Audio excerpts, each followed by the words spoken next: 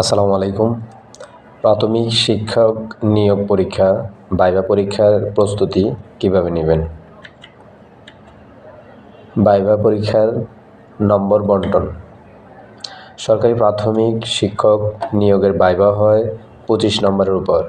এক্ষেত্রে শিক্ষাগত যোগ্যতায় 10 নম্বর এবং ব্যক্তিত্ব, প্রকাশ ক্ষমতা, সাধারণ জ্ঞান ও সাংস্কৃতিক কর্মকাণ্ডে 15 নম্বর। প্রার্থীর শিক্ষাগত যোগ্যতার ক্ষেত্রে এসএসসি ও এইচএসসি বা সমমানের পরীক্ষায় জিপিএ 3 পয়েন্ট বা তার চেয়ে বেশি থাকলে 3 নম্বর, জিপিএ 2 পয়েন্ট থেকে 3 পয়েন্ট এর নিচে থাকলে 2 নম্বর, জিপিএ 1 পয়েন্ট থেকে 2 পয়েন্ট এর কম থাকলে 1 নম্বর দেওয়া হয়। স্নাতক পরীক্ষায় সিজিপিএ 3 পয়েন্ট এর বেশি থাকলে 4 নম্বর এবং সিজিপিএ 2.25 থেকে 3 এর মধ্যে থাকলে 2 নম্বর দেওয়া হয়। ভালো একাডেমিক ফলাফল থাকলে শিক্ষাগত যোগ্যতায় 10-এর মধ্যে 10 পাওয়া যায়। এছাড়া গান, আবৃত্তি, কবিতা আবৃত্তি, অন্যান্য সাংস্কৃতিক কর্মকাণ্ডে যুক্ত থাকলে আরও 3 থেকে 5 নম্বর পাওয়ার সম্ভাবনা রয়েছে। প্রার্থী আত্মবিশ্বাস নিয়ে স্মার্টলি উত্তর দিচ্ছে কিনা সেটিও মূল্যায়ন করা হয়। ভাইভা বোর্ড যেমন হয়। ভাইভা বোর্ডে সাধারণত 3 থেকে 4 জন থাকেন। তাদের মধ্যে 1 নম্বর হচ্ছে জেলা প্রশাসক ডিসি, 2 নম্বর হচ্ছে জেলা প্রাথমিক শিক্ষা কর্মকর্তা ডিপিইও, 3 নম্বর হচ্ছে এক্সটার্নাল থাকেন। ভাইভা সাধারণত 3 থেকে 5 মিনিটের ব্যাপ্তি হয়ে থাকে, তবে মাঝে মধ্যে ব্যক্তিভেদে এর চেয়ে কম বেশি ও হয়ে থাকে। কিছু মৌলিক প্রশ্ন। ভাইভাতে সাধারণত কিছু মৌলিক প্রশ্ন করা হয়। 1 নম্বর হচ্ছে আপনার পরিচয় দিন,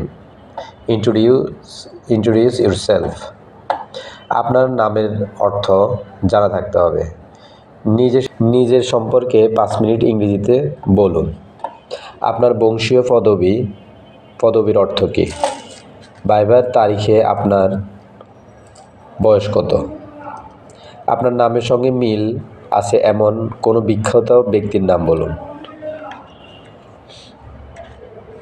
আপনার কয়েকটি ভালো গুণ আর কয়েকটি খারাপ দিকের কথা বলুন। অবসর সময়ে কী করেন? আপনার প্রিয় কবি কে?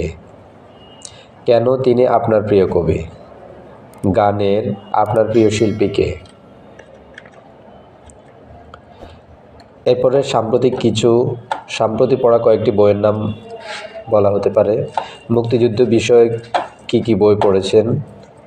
কোন কলেজ বা বিশ্ববিদ্যালয়ে পড়েছেন? আপনার কলেজ বিশ্ববিদ্যালয় কত সালে প্রতিষ্ঠিত হয়? আপনার কলেজ বা বিশ্ববিদ্যালয়ের উপাচার্য বা অধ্যক্ষের নাম কি? সিজিপিএ এর ফুল মিনিং কি? সিজিপিএ ও জিপিএ এর মধ্যে পার্থক্য কি? আপনার অনার্সের সিজিপিএ কত? কোন সাবজেক্টে অনার্স করেছেন? আপনার পঠিত সাবজেক্টের জনক কে? আপনি কোন বিশ্ববিদ্যালয়ের কোন আবাসিক হলে থাকতেন? আপনার হলের নাম যে ব্যক্তির নামে তার সম্পর্কে কিছু বলুন। অনার্সে পঠিত সাবজেক্টের কয়েকটি বিখ্যাত তাত্ত্বিক নাম বলুন। এরপরে সকাল থেকে এখন পর্যন্ত কী করেছেন তা ইংরেজিতে বলুন। বঙ্গবন্ধু শেখ মুজিব সম্পর্কে 2 মিনিট ইংরেজিতে বলুন। বাংলাদেশ সম্পর্কে 2 মিনিট ইংরেজিতে বক্তব্য দিন।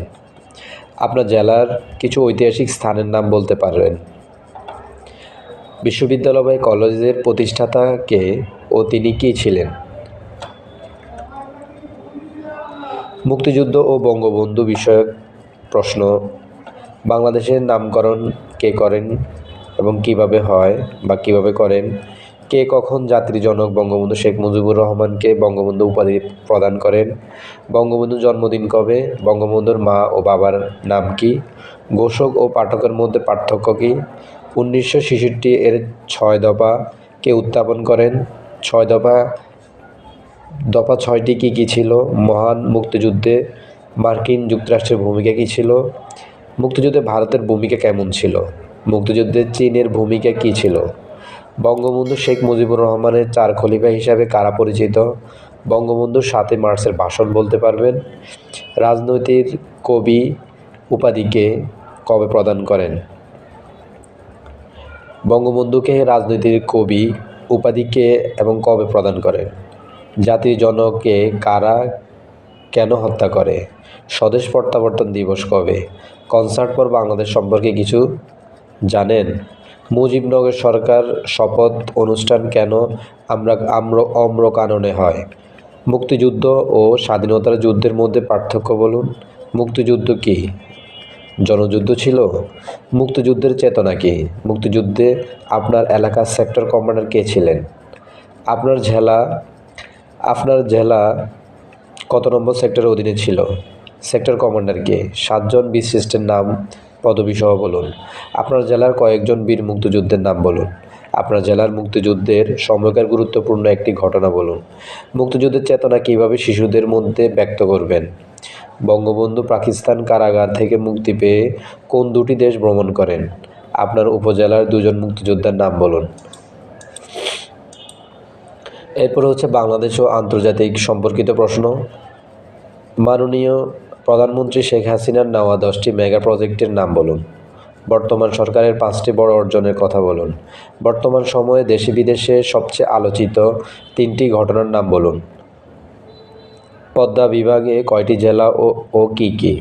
মেঘনা বিভাগে কয়টি জেলা ও কী কী? দেশ বিভাগের সংখ্যা কয়টি? এসডিজি কি? এসডিজি কতটি? এসডিজির মেয়াদকাল কত? নোবেল পুরস্কার কার নামে দেওয়া হয়? এবছর অর্থনীতিতে কে নোবেল পেয়েছেন?